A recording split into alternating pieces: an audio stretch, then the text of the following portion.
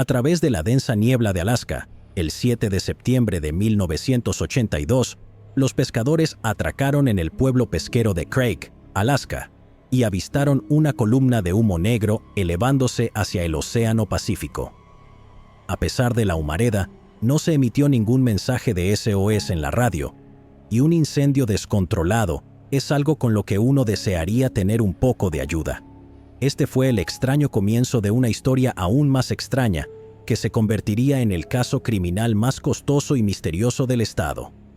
Después de avistar el barco en llamas, el capitán de un barco arrastrero llamado Casino contactó a las autoridades a las 4 de la tarde antes de partir para prestar ayuda. Pocos sabían que estaban a punto de descubrir la escena del peor asesinato sin resolver en la historia de Alaska. El pueblo de Craig en sí es un pequeño asentamiento remoto en la isla Príncipe de Gales. Su población permanente es de solo alrededor de 1,300 personas. Pero durante el verano y el otoño, atrae a una población transitoria de pescadores de salmón. Estos visitantes se reunieron junto a los lugareños en el muelle para observar cómo el casino se dirigía hacia una caleta remota en la isla Fish Egg, a aproximadamente 1 kilómetro de la costa.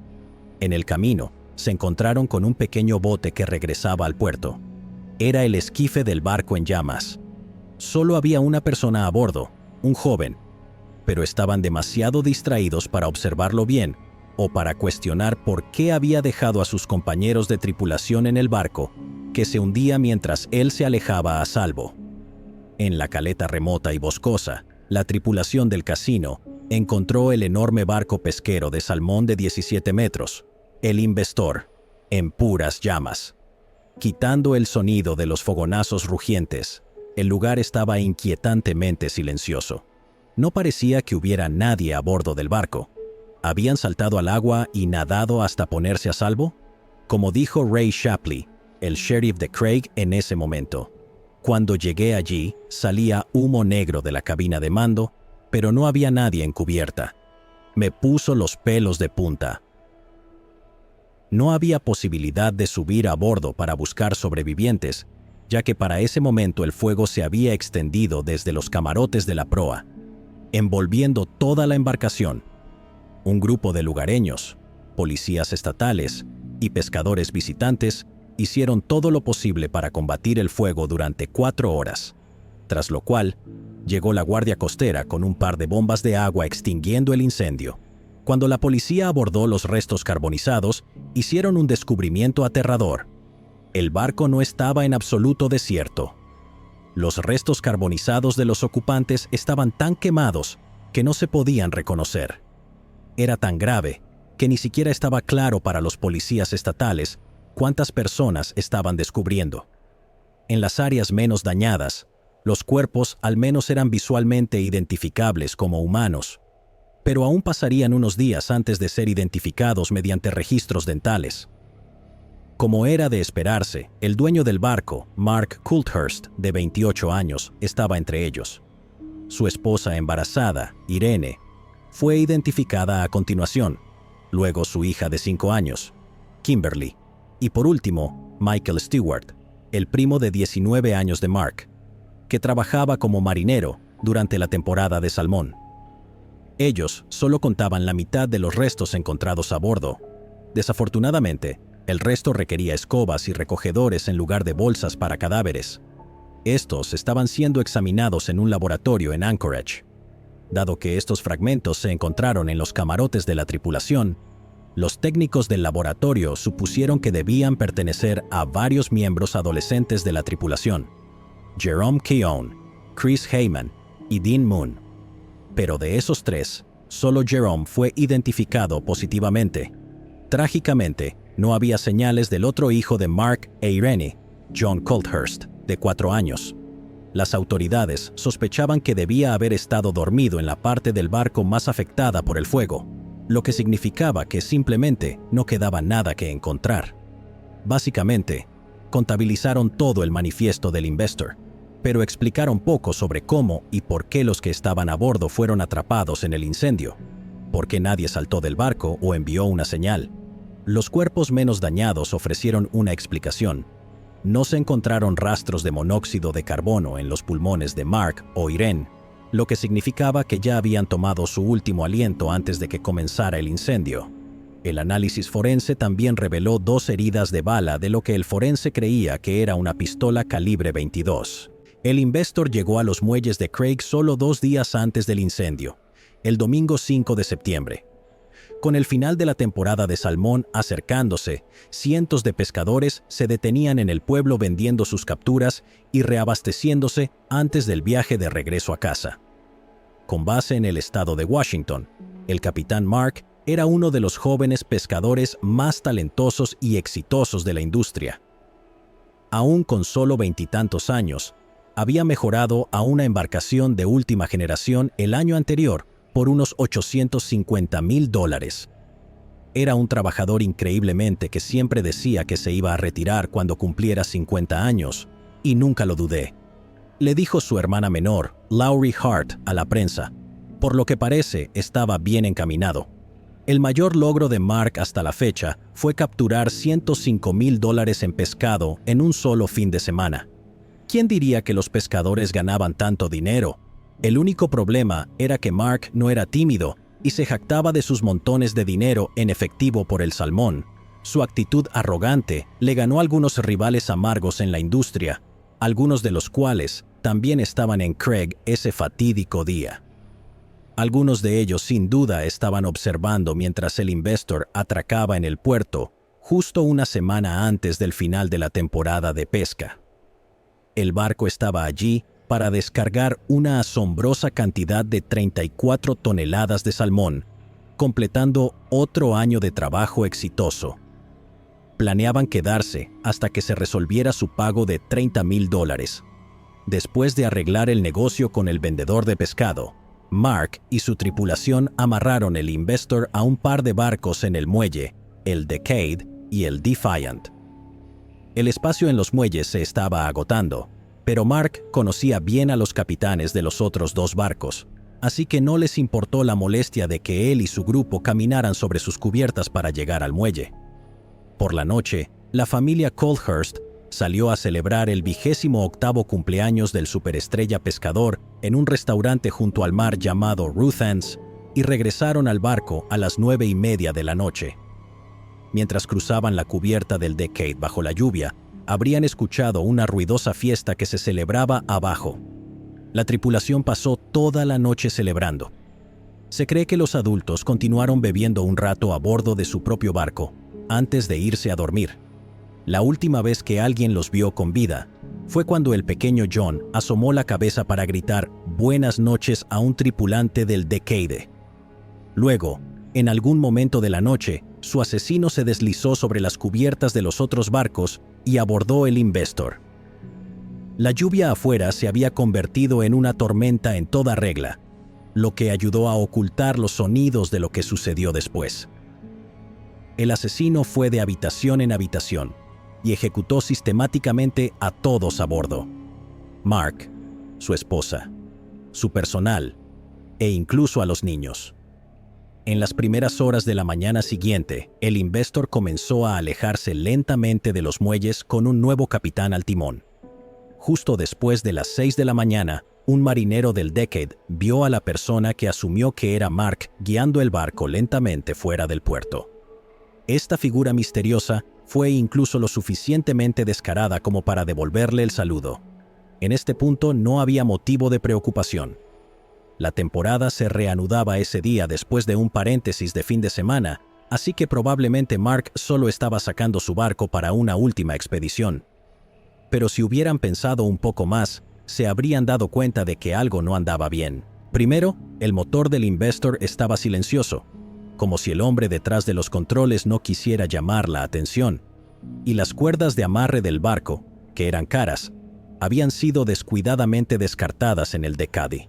Otro miembro de la tripulación del Decade vislumbró al asesino misterioso mientras el barco se deslizaba hacia aguas abiertas. Describió al sospechoso como un hombre de 20 y tantos años, de alrededor de 68 kilos, con una gorra de béisbol, cabello claro y una tez marcada por cicatrices. Nada particularmente distintivo o alarmante. Después de anclar en la bahía aislada frente a la costa, protegida del pueblo por una espesa capa de niebla, este individuo misterioso intentó hundir el barco abriendo algo llamado válvula de mar. Aparentemente, se suponía que debía inundar el casco y enviar el barco al fondo de la bahía antes de que el clima se despejara. Sin embargo, el ataúd flotante no se hundió. Permaneció flotando en la superficie mientras el asesino saltaba al bote auxiliar del Investor y volvía al continente. Era solo cuestión de tiempo antes de que alguien descubriera los restos y potencialmente una serie de pruebas incriminatorias. Más tarde ese día, alguien que coincidía con la descripción fue visto en un taller de reparación de autos en Craig comprando un bidón de 2.5 galones de gasolina. La niebla se mantuvo durante todo el día y la noche, dándole un poco más de tiempo para cubrir sus huellas. A la tarde siguiente, el asesino regresó a la escena del crimen. Si no podía hundir el barco, tendría que purgarlo de cualquier evidencia. Roció las áreas de descanso con gasolina y prendió fuego al barco. En minutos, la columna de humo negro alcanzó cientos de metros en el cielo. Sabemos lo que le pasó al barco después de eso, pero ¿qué hay de este pirómano marítimo? El bote auxiliar que usó para escapar fue encontrado abandonado en los muelles de Craig poco después de que se extinguiera el fuego, pero el hombre misterioso no estaba por ninguna parte. La última vez que alguien lo vio fue justo después de llegar a la orilla. Después de pasar por el casino, saltó a los muelles en Craig y se detuvo a charlar con varias personas reunidas allí. Unos minutos más tarde, desapareció para hacer una llamada telefónica y nunca se le volvió a ver. Esa línea de tiempo aproximada de eventos que acabamos de describir fue el punto máximo al que llegó la investigación en el año siguiente.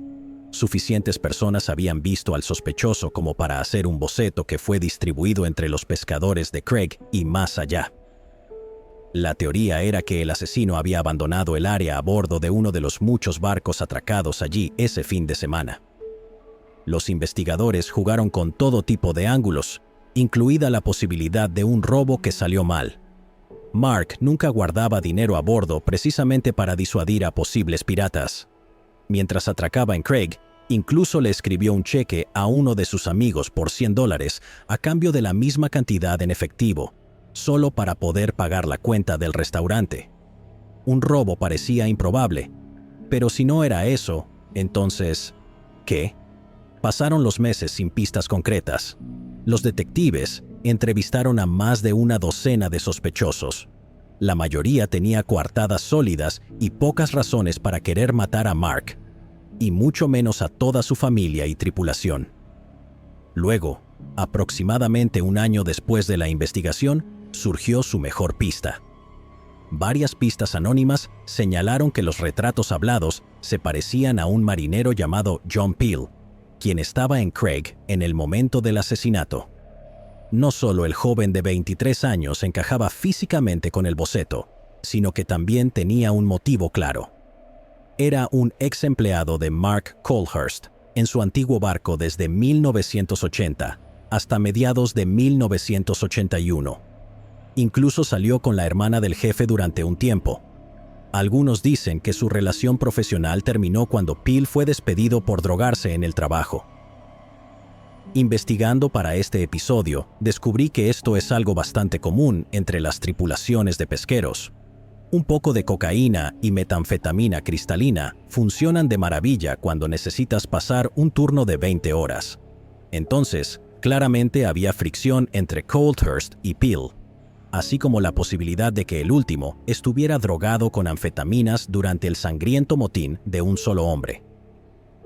Añade a eso el hecho de que un testigo afirmó que Peel en realidad se encontró con su ex jefe en el restaurante la noche en que murió.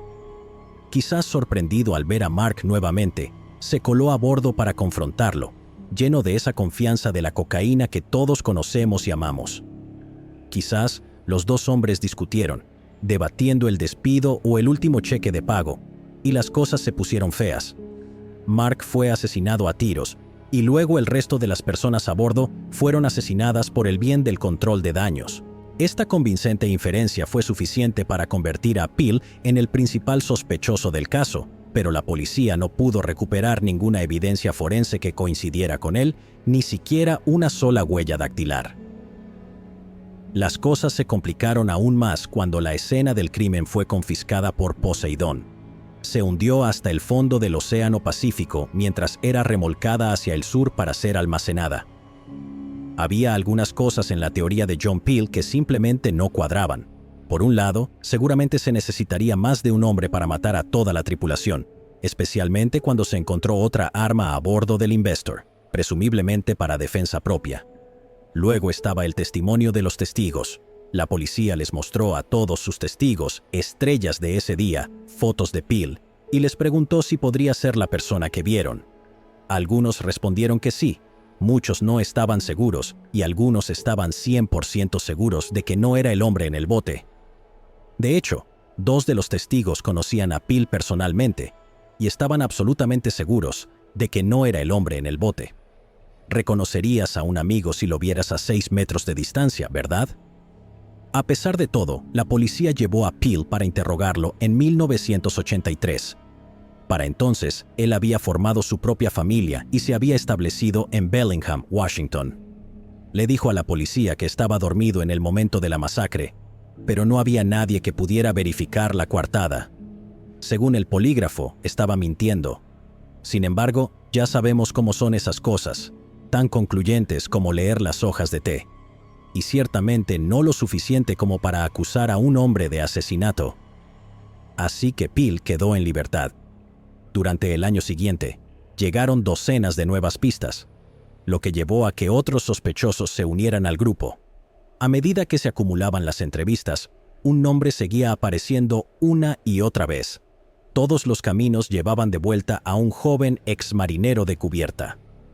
Debe haber sido el hombre correcto, pero aún así no había ni una pizca de prueba física. Los polis lo intentaron otra vez de todos modos, con la esperanza de sacarle una confesión exagerando la evidencia en su contra, pero nunca se dio. Con la investigación arrastrándose y pocas esperanzas de que alguna vez apareciera una prueba concreta, los policías decidieron seguir con su mejor conjetura. En septiembre de 1984, 2 años después de la masacre en el Investor, arrestaron a John Peel por los asesinatos de todos los tripulantes a bordo. Además de los 8 cargos de asesinato, a Peel también se le imputó un cargo de incendio premeditado en primer grado, con una fianza fijada en $1 millón. Con todas las acusaciones combinadas, estaba enfrentando una sentencia máxima teórica de 812 años. La fiscalía presentó su caso en marzo de 1986, que se basaba casi enteramente en pruebas circunstanciales. Por ejemplo, cuando los pescadores de Craig se reunieron en los muelles para contemplar los restos humeantes del Investor al día siguiente, el sospechoso supuestamente estaba entre ellos. Un testigo declaró que Peel parecía saber que los que estaban a bordo estaban muertos. Otro testigo afirmó que escuchó gritos y disparos provenientes del barco en la noche del asesinato, pero simplemente se olvidó de eso. No fue hasta que luego lo despertaron de una siesta con un vecino disparando un rifle en el jardín que el déjà vu apareció. Imagina despertarte con los sonidos de una masacre literal y simplemente volver a dormirte. Cuando la defensa le preguntó si podría haber estado soñando borracho, dijo que probablemente no, lo que no fue un testimonio muy convincente frente a un jurado. Ese fue un tema recurrente entre el grupo de testigos, que iban desde estar algo tomados hasta estar completamente borrachos durante todo el fin de semana de los asesinatos. Otros testigos estaban un poco más sobrios. Uno era el propio capitán de Peel, Larry Demert, quien dijo que vio al acusado en los muelles con un arma esa noche. Otro, llamado Jim Robinson, afirmó que le vendió la gasolina, pero sin evidencia física. Todo esto estaba abierto a interpretación. Es decir, ni siquiera tenían el arma homicida. La defensa de Peel se centró principalmente en señalar estos hechos. Sin tener nada que lo colocara realmente en la escena, todo esto se redujo simplemente a chismes de pescadores ebrios. Por otro lado, el equipo de defensa presentó testimonios de amigos y familiares de Mark que sugerían que los dos se llevaban bien. Aparentemente, los Coulthurst incluso le enviaron a Peel un regalo en el día de su boda. Peel vivía no muy lejos de Mark, en el estado de Washington, y se movía en los mismos círculos sociales. Si hubiera tenido alguna cuenta pendiente, habría tenido muchas oportunidades ya. Pero según estos relatos, su empleo terminó de manera amistosa. Los abogados de Peel argumentaron que los detectives habían coaccionado a los testigos para que hicieran declaraciones falsas. Por ejemplo, algunas de las ruedas de reconocimiento contenían aproximadamente un tercio de fotos de John Peel, y las imágenes parecían elegidas específicamente para generar un falso positivo. En la mayoría de ellas, llevaba una gorra de béisbol, igual que el asesino. Incluso surgió que las descripciones de los testigos eran mucho más variadas de lo que sugería el retrato.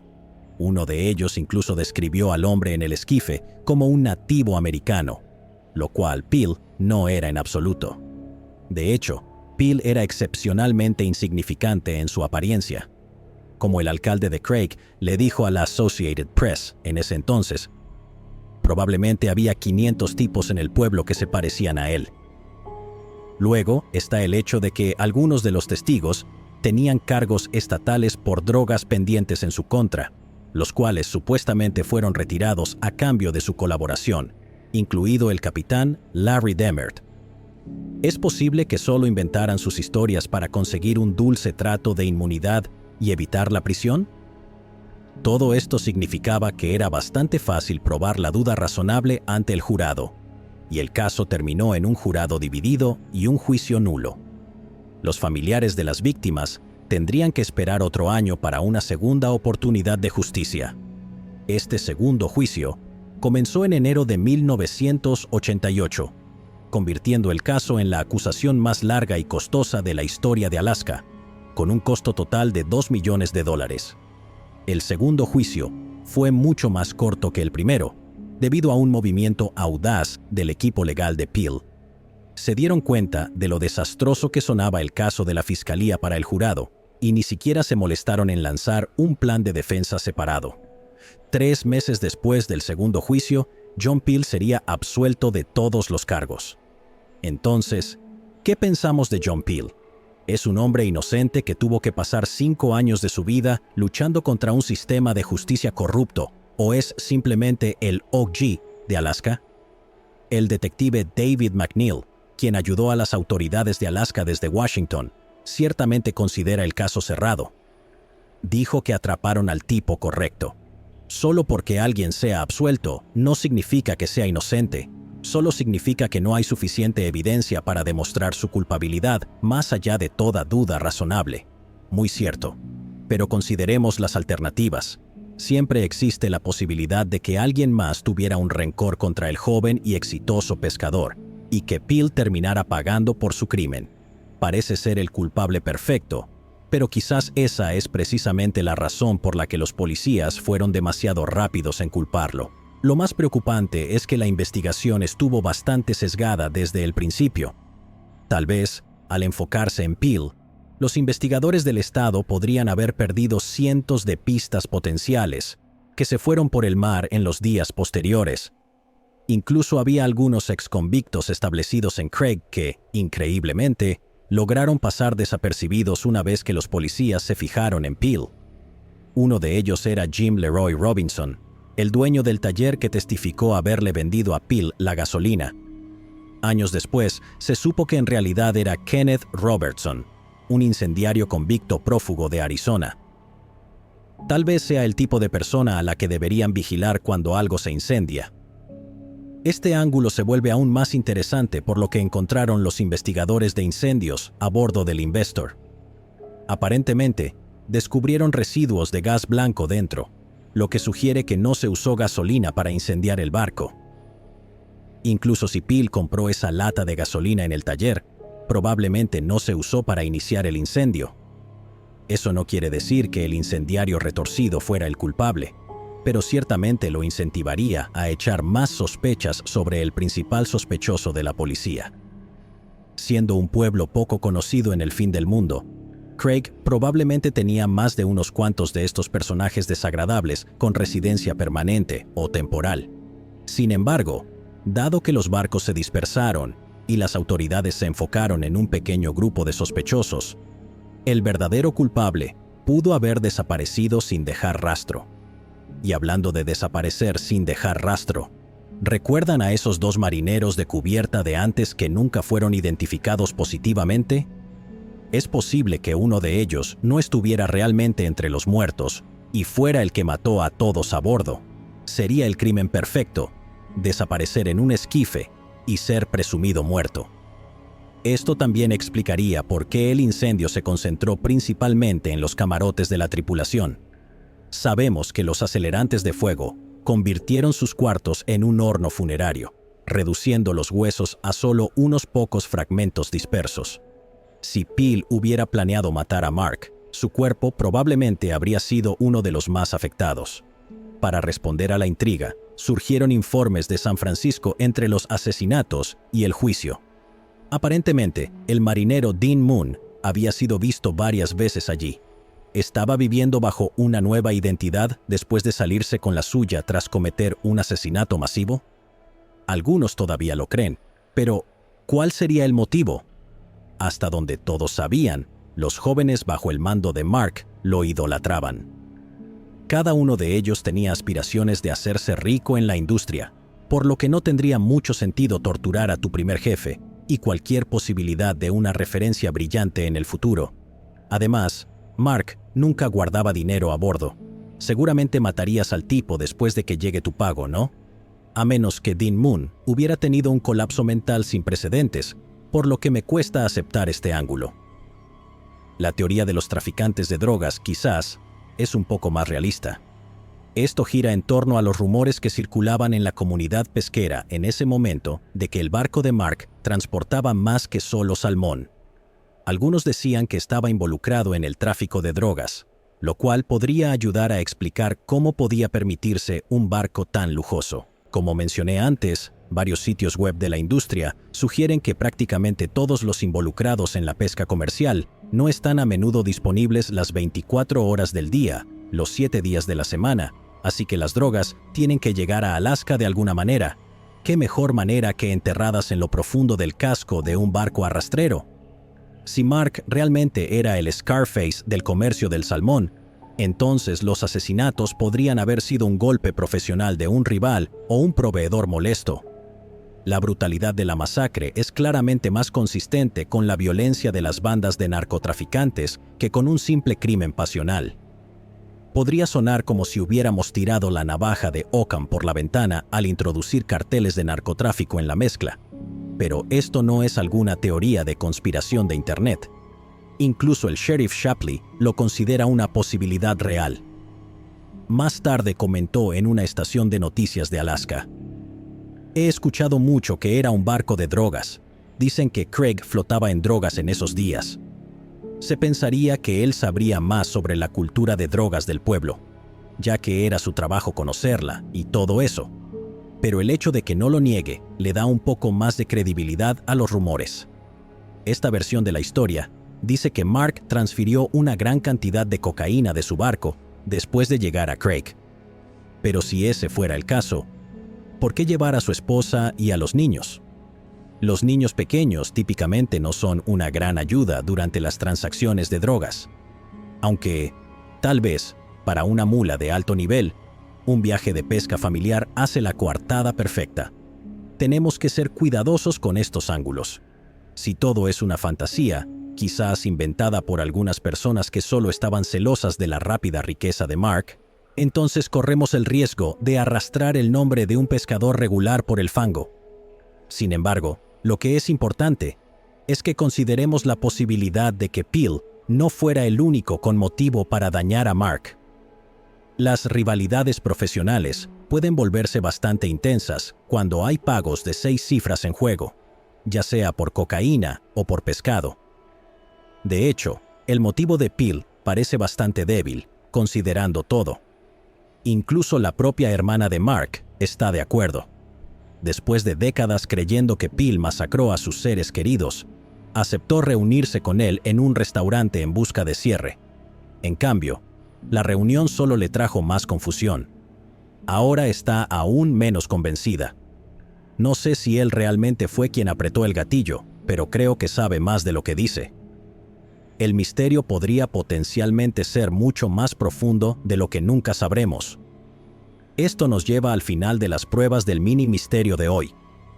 Aunque sigue siendo el mayor caso de asesinato sin resolver de Alaska, los policías estatales que trabajaron en este caso lo consideraron resuelto, aunque de manera muy desordenada. El portavoz Tim Despayne llegó a revelar que el caso está cerrado desde hace casi una década. Peel era su ballena blanca. Aún así, se negaron a considerar teorías alternativas. Es una vergüenza que el caso que armaron en su contra fuera tan deficiente. De hecho, Peel logró obtener ganancias de todo esto debido a lo pobre que eran las pruebas en su contra. 2 años después de la absolución, presentó una demanda civil de 177 millones contra el Estado por enjuiciamiento indebido. Eso sería suficiente para comprar un megayate y retirarse de por vida. El caso se prolongó hasta 1997, cuando se conformó con unos comparativamente modestos $900,000, pero lo suficiente para cubrir la ruina financiera al que el caso llevó a su familia. Si realmente es inocente, entonces el juicio por la masacre del Investor fue una pesadilla inmerecida. Por otro lado, si crees que es culpable, entonces seguramente este debe ser uno de los asesinos más exitosos que hemos presentado en el programa. Llegados aquí, ¿acaso no has visto este otro crimen? Yo no me lo perdería,